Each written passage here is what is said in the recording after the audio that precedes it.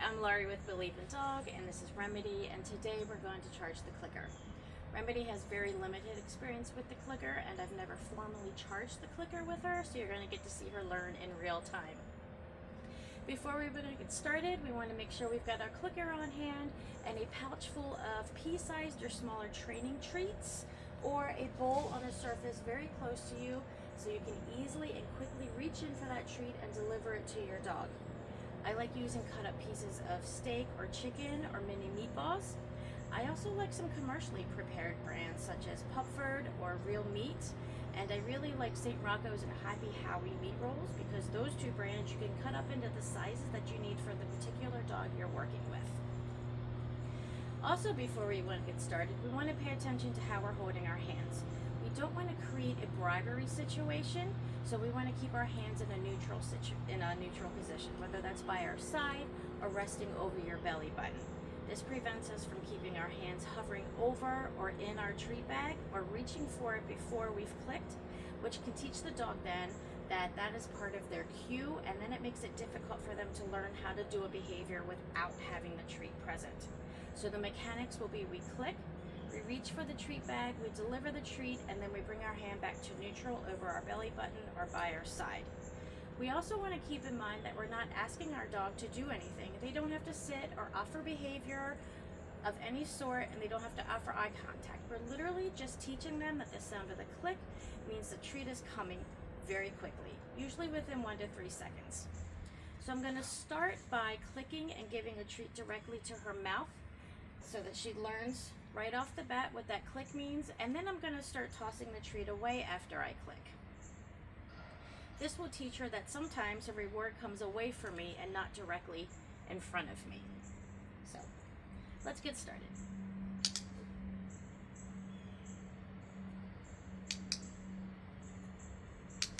I aim for 30 click treats in a 60-second period just to keep the momentum going and to really cement in the dog's mind that that click means a treat is coming. Now, if you can't hit that 30 click treats in a 60-second period, no worries. You've got plenty of time to practice. It's a very forgiving exercise, and your dog will play along, no doubt.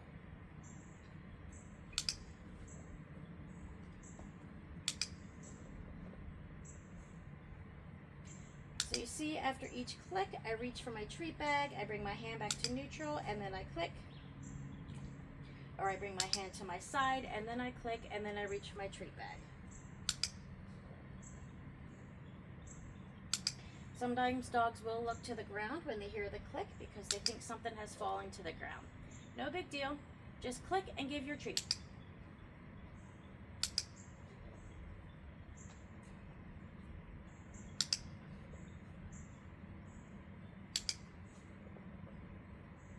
This next round, I'm going to start tossing away.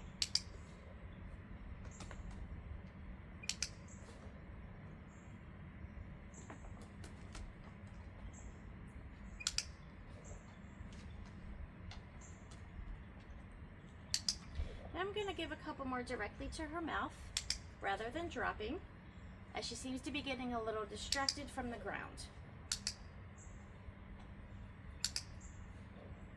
Good job.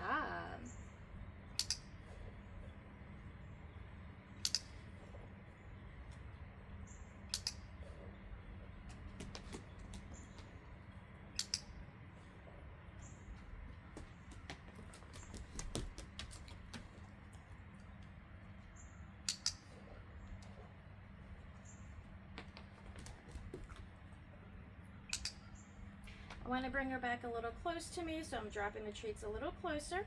I'm going to point this one out to her.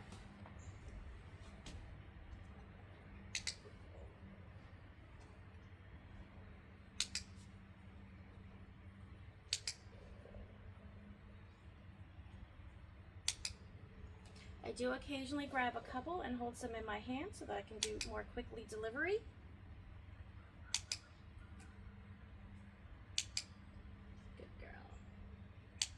She's starting to get it now. She's not quite looking all the way down to the ground, and when I click, she's looking up to me for that treat, which is indicating to me that she's starting to understand what that means. Good girl. When they start getting it, you'll see that they start to look to your treat pouch after they hear that click. That means they're starting to pair that click sound with getting a piece of food. Good girl. You'll also start to see some nice soft facial expressions, maybe a little smile and a slight little tail wag as they're happy to be getting the click and the treat.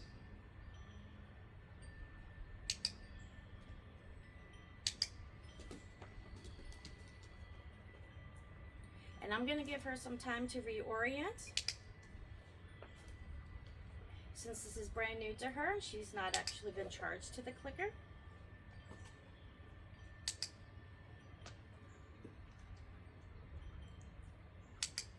Good job.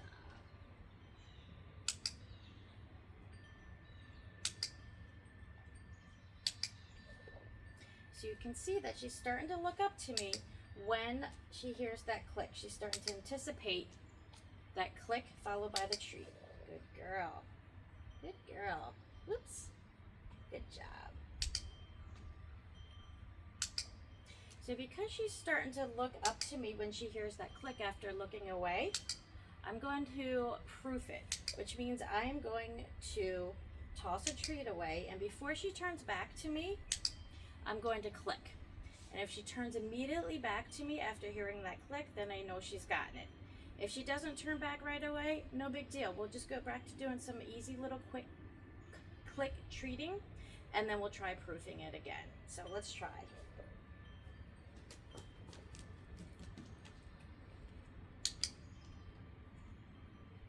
So she doesn't quite have it, which is no big deal. We'll just go back to doing some easy little click treating so she can get more used to it.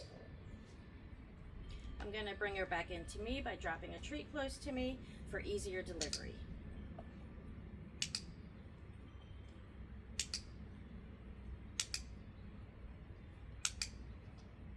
So I wanna increase the rate with which I'm offering her treats in the hopes that I can then test her a little bit more quickly to see if she's getting it. And the next time I toss a treat out, it'll be a little bit closer for her. There we go. She's starting to get it now.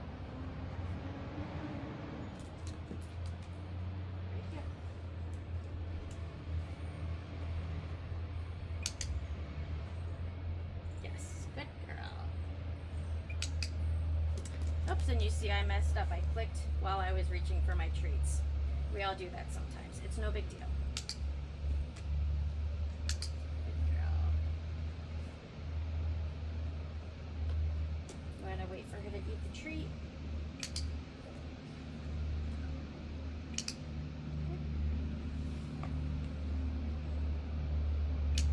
Yes, good job.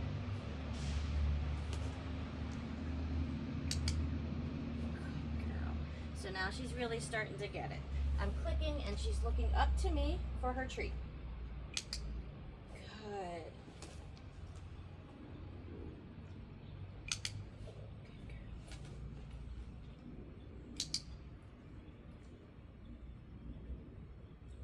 I think there were 2 treats in there. Good girl.